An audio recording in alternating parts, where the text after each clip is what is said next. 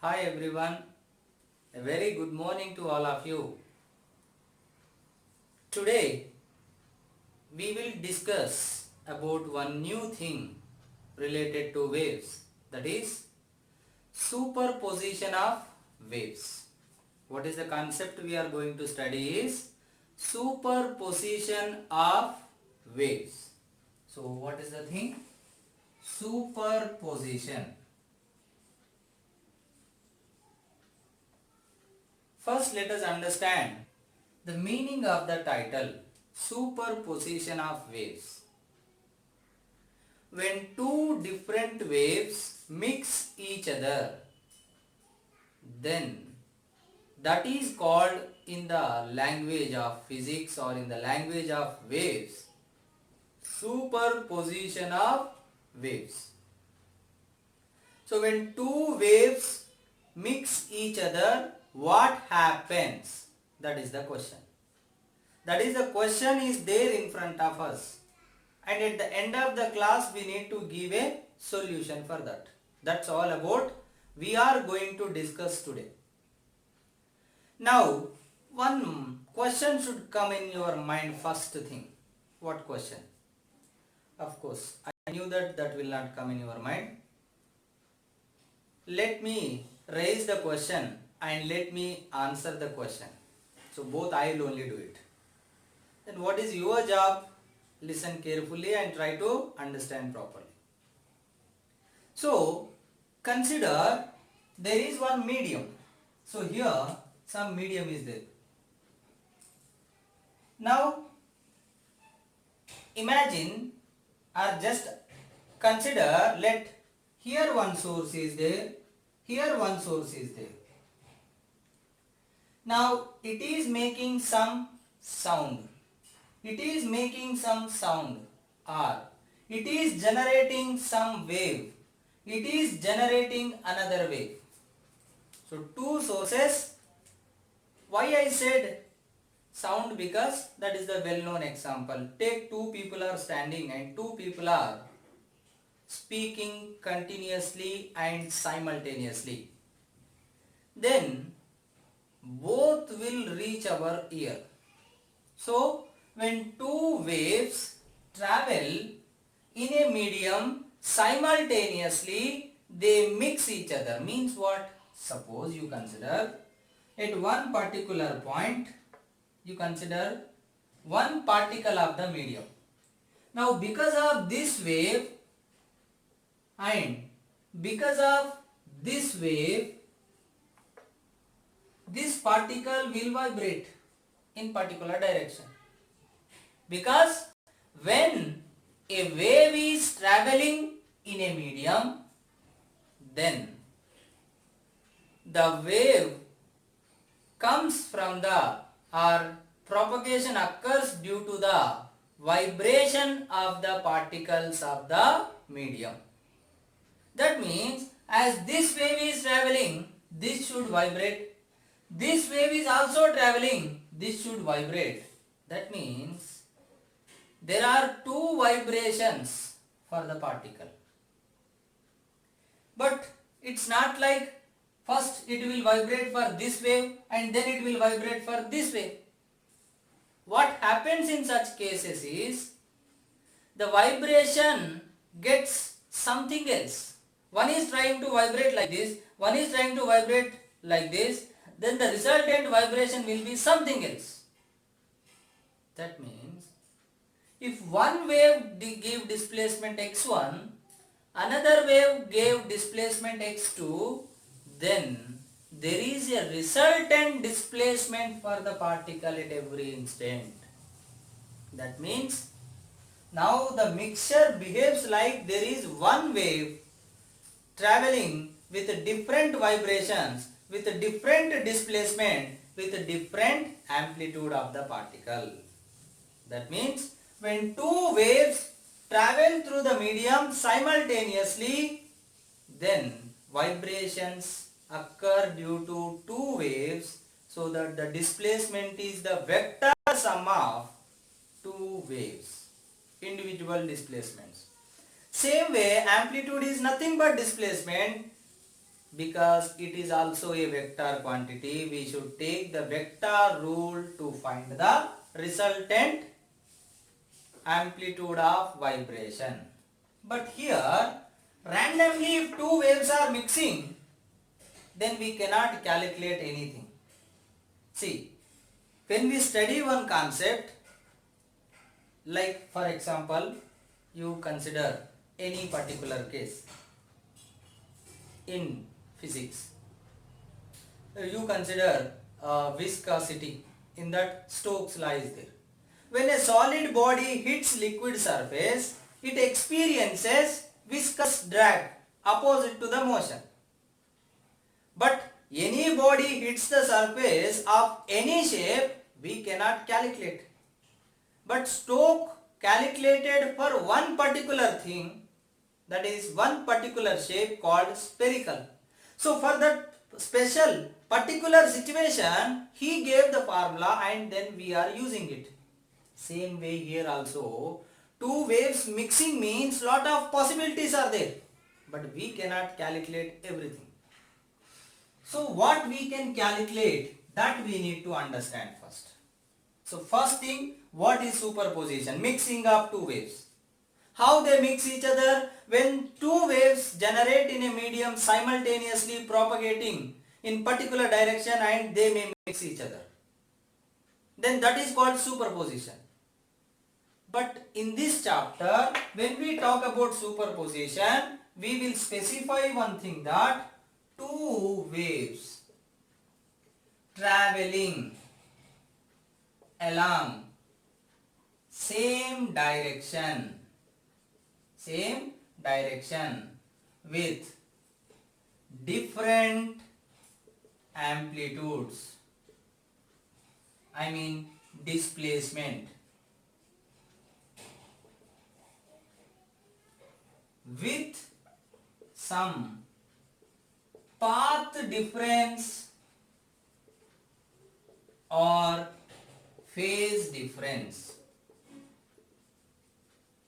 with some path difference or phase difference, then the resultant wave, means if they mix each other, two waves traveling along same direction with different amplitudes, with different path, I mean there must be some path difference or phase difference. I know you will look at these two things surprisingly, but we will discuss it. Path difference, phase difference, don't worry. We already discussed in SHM. Once again we revise it, don't worry. So when there is some path difference or phase difference, or where there is no path difference also, but with one particular condition, that they are traveling along same line, same direction, then if they superimpose, then what happens is, if y1 is the displacement due to first wave and y2 is the displacement due to second wave, then the resultant displacement is vector sum of individual displacements. Means at any instant one particular particle vibrating means that displacement is due to not just one wave, it is because of two waves. One wave gives one displacement, another wave gives another displacement, so that we can find the resultant amplitude, resultant displacement.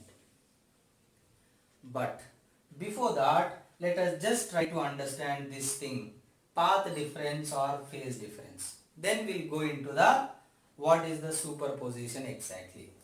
See, in case of SHM, we have taken the displacement equation as x equal to a sin omega t. X is displacement, a is maximum displacement of the particle, and omega t is angular position, that only we called as phase. Angular position we called as what? Phase. So this is phase, that is angular position. This is linear position, that we called as path. And the maximum path taken by the particle in any one direction, we call it as amplitude. Same way, here only one particle was oscillating, but now the situation is different. Wave motion. Wave motion means what? Many particles vibrate at different positions. Then the displacement equation, what we have taken? A sine omega t minus kx. Then here y is displacement, nothing but path. This is angular position, nothing but phase. This is again same thing, amplitude. Now here, if there is another particle oscillating with another amplitude whose phase is omega t plus pi, then there is some phase difference between the two particles. Then there also must be some path difference, like you have to represent this is x1 and this is x2. Like I will tell you, this is the equilibrium position. One is starting from equilibrium position, another is starting from somewhere. Then there is some path difference, there is some phase difference, angular position, linear position. So this is called path difference, that is x2 minus x1 or x1 minus x2. And this is the angular position, that is phase difference. So omega t plus pi, phase of one particle, minus omega t, phase of another particle. Similar way, just similar way, you consider that two waves. Now one wave is y1 is a1 sine omega t minus kx. Another one is y2 equal to a2 sine omega t minus kx. Now these two waves when you consider, then here plus pi. Now this is the linear position, this is the angular position. Now phase difference is omega t minus kx plus pi. Phase of one minus phase of another particle, omega t minus kx, equal to omega t kx cancel. What is the phase difference? Pi. So for every set of two waves, there might be some phase difference, and the corresponding path difference also will be there. I will show you in the representation of graph. See here, consider like this. Now this is one wave traveling like this, started from here and going like this. Now another wave started here like this, something. So one wave starting here, another wave starting here, this difference is called path difference, and there is a corresponding phase difference also will be there. Now the question is, what is the relation between these two? Where there is a path difference, there is also phase difference. But that phase actually you will see like this. See, when there is a wave motion, simple harmonic motion or wave motion, vibration, then you will represent like this. This is starting time 0. This is half oscillation. This is full oscillation. But the same thing we represented in the SHM, that this is 0 phase, this is pi, and this is 2 pi. So for every path difference, for every time difference, there is a phase difference also. So when you consider two positions, there is a path difference, there is a time difference, there is a phase difference, and there is a relation between them also. Now to find the relation between them, what is the relation we are trying to find? The relation between path difference and phase difference. Now you consider first, at same time, you consider two different particles at two different positions, x1 and x2. So one particle is at x1 position, another particle is at x2 position. Now what is the phase of first particle? So omega t minus kx1. Then what is the phase of another one? Omega t minus kx2. This is the general one, phase. Now between these two, what is the path difference? That is x2 minus x1. This is what? Path difference. Yes sir. But here, see here, this is phase of first particle. This is phase of second particle. Now what is the phase difference between two particles? That is pi 2 minus pi 1 or pi 1 minus pi 2. Anything you take, difference we want. So you take pi 2 minus pi 1. Then omega t get cancelled. It will become like x1 difference x2, nothing but delta x. But here what is there? Into k. See, you subtract this with this or this with this. Omega t get cancelled. Then k will get common. Then x1 minus 2 or x2 minus 1 will come. x2 minus x1. That I have represented as delta x, difference in the position. This is the difference in the phase. So phase difference equal to k into path difference. That is, k means 2 pi by lambda into delta x.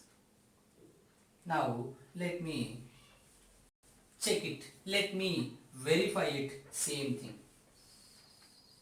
See, consider like this.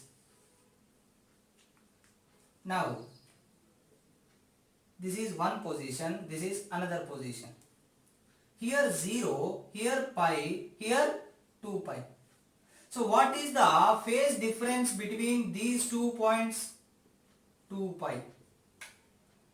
Now using this relation I can find the path difference. See here, delta pi. Delta pi how much? 2 pi equal to 2 pi by lambda into delta x. 2 pi cancel. Lambda will come this side. Lambda equal to delta x. Now what is the path difference between these 2 points? That is equal to how much? Lambda. Yes. This is nothing but one wave, one vibration. Distance travelled by wave in one vibration. Already we represented this one. What is this length equal to actually? Lambda wavelength. Or you consider these 2 points. So this is half vibration. Then what is the length actually should become? Lambda by 2. So the path difference between these 2 points is how much? Lambda by 2. Then what is the corresponding phase difference? Delta pi equal to 2 pi by lambda into delta x. Delta x is how much? Lambda by 2. Lambda, 2 cancel how much? Pi. Pi to 2 pi means what is the difference? 2 pi minus pi. Pi only. So if you know path difference, you can find phase difference. If you know phase difference, you can find path difference between any 2 points. So like that, when you consider two different waves, there may be some path difference, there may be corresponding phase difference. Now why we are talking this? Because depending on that phase difference or path difference only, the resultant wave will be there, or the displacement of the resultant wave will be there when two waves superimpose. That's why we are talking.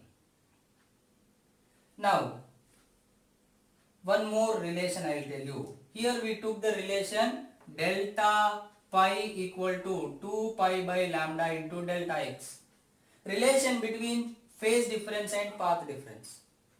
They may also give in the question relation between phase difference and time difference. Now this is the phase of one particle at time t at one position, and this is the phase at another time for the same particle.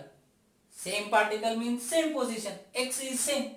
but at different instant, that's why time is different. Then what is the phase difference? Then kx will get cancelled if you subtract. But here omega will come out. Then delta t will come. That means delta pi equal to 2 pi by t into delta t. So this is one relation and this is another relation. So in the given question, they may give path difference, they may give time difference between two waves, so that you can find what phase difference between the two waves. Now depending on that phase difference, when two waves traveling along same direction mix each other, then what happens? I will show you. See here. Now here one wave is traveling like this already. Another wave started here, and it is going like this, something. Now at one particular point here, if you consider, see, this wave producing or trying to produce this much of displacement, and the another wave is also producing displacement, but this is something bigger. Let's take this is A1, this is A2, and both are positive. Yes sir. Then the resultant will be the vector sum of A1 and A2. Like one force is applying on me left side or right side, another force is applying on me front side, like this. Then resultant is not just like this plus this. We will take what? Vector sum. Same way here displacements we are talking, that's why displacement, resultant displacement. Here A1, A2, or you can take it like x1, x2 or as we are representing with y, better to take y1, y2 are the displacements which these two waves can produce or can give to this particular point. So that when particle is trying to get displaced by two objects, then it will get displaced in a resultant manner according to the vector addition, because displacement is a vector. Now when the question comes about vector, now what should come? The resultant of two vectors is r square equal to a square plus b square plus 2ab cos theta, where a is the one vector, b is the magnitude of another vector, and theta is the angle between them. Same way here, one amplitude or one displacement, another amplitude, and the phase difference between the two waves. So that the resultant wave shape will be something else with a different amplitude. Amplitude will change. That may increase or decrease, depends. So that we need to use the vector sum. Means when two different waves superimpose like this, then there is a resultant wave. That means, see here, so one wave mixing with another wave, then that is equal to the resultant wave, and the amplitude of one wave is A1 and the amplitude of another wave is A2, then the resultant will have some other amplitude.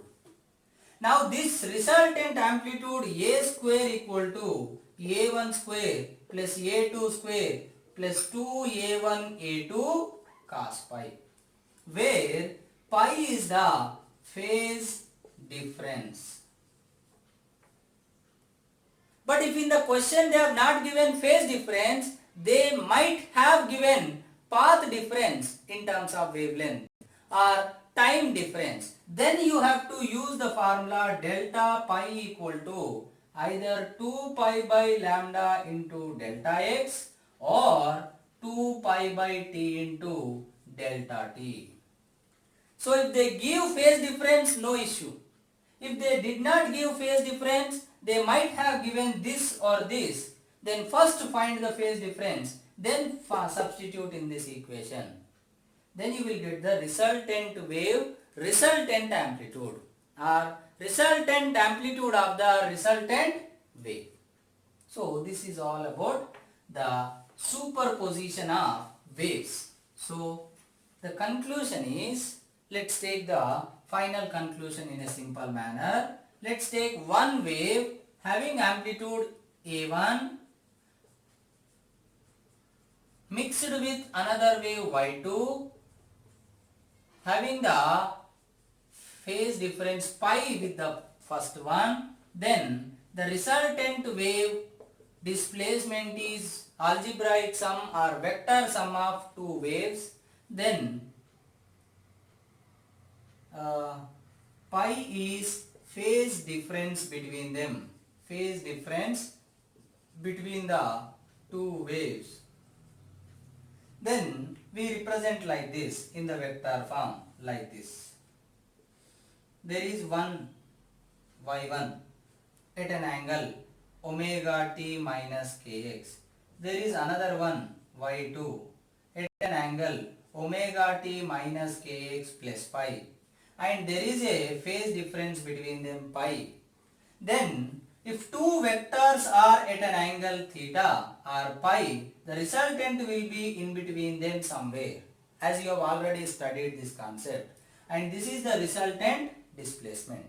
Same way, if you consider amplitude, this is A1, this is A2, this is A, with a angle between them pi, then what is the resultant formula? R square, resultant R is how much? A.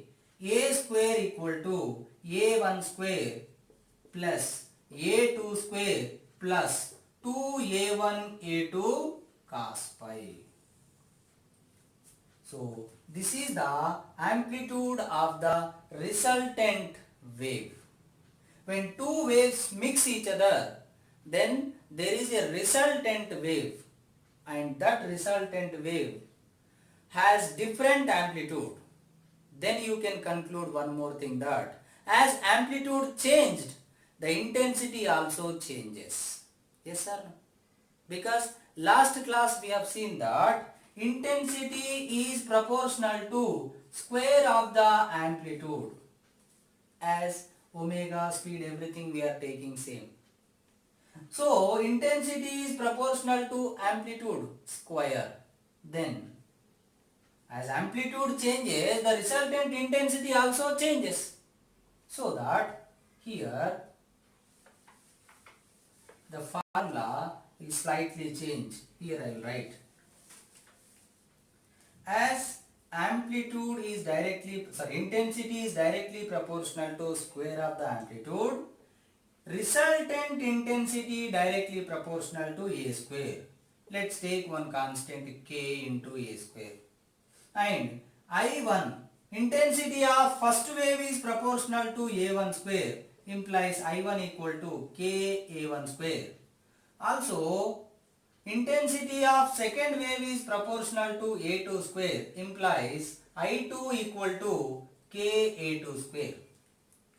Now, in place of A square, I can write it as I by k equal to, in place of A1 square, I can write it as I1 by k, plus in place of A2 square, I2 by k plus 2 into, here A1 A2, A1 square is this one, A1 means under root will come, under root I1 by k and under root I2 by k into cos pi. So that here I by k equal to I1 plus I2 plus 2 root I1 I2 cos pi. Here k, here k, here root k, k. I can take LCM, then k get cancelled. Then the resultant wave intensity is I1 plus I2 plus 2 root I1 I2 cos pi. So they can give the question like directly what is I1, I2? One is I, one is 4I. One is I, one is 9I, something. They will give I1, I2 values. They will give pi value. They will ask you what is the intensity of the resultant wave. That is the one kind of question. Or they will give two amplitudes A1, A2 and phase difference. They can ask you what is the resultant amplitude. So like that, they can ask you based on the resultant amplitude or resultant intensity. But here the concept is when two waves mix each other, when two different waves moving along same direction with different amplitudes, if they mix each other with particular phase difference, then they superimpose each other and they become or they behave as one particular wave with different amplitude and with different intensity. And that resultant amplitude and intensity formula is given like this: a square equal to a1 square plus a2 square plus 2a1 a2 cos. Now the question is, what is the phase difference? If the phase difference is not there, what will happen? If the phase difference is this much, what will happen? Is there any chances of getting the amplitude maximum so that intensity maximum? Is there any chances of getting amplitude minimum? Same way, intensity is minimum. Those all things we need to understand. And is there any difference, is there any different type of superposition we can divide? See, first thing we said superposition, just mixing of two waves. And then we specified only when they are moving along one particular direction, we said. Then next we specify something else. What is the specific case we will take and what we name it as? What is the condition for that and what are the consequences and what are the result we can find from that? Those all things we discuss in the coming class. So this is all about what? So the superposition of two waves, nothing but mixing of two waves to become into one wave with a different amplitude and different intensity. Right? So thank you so much.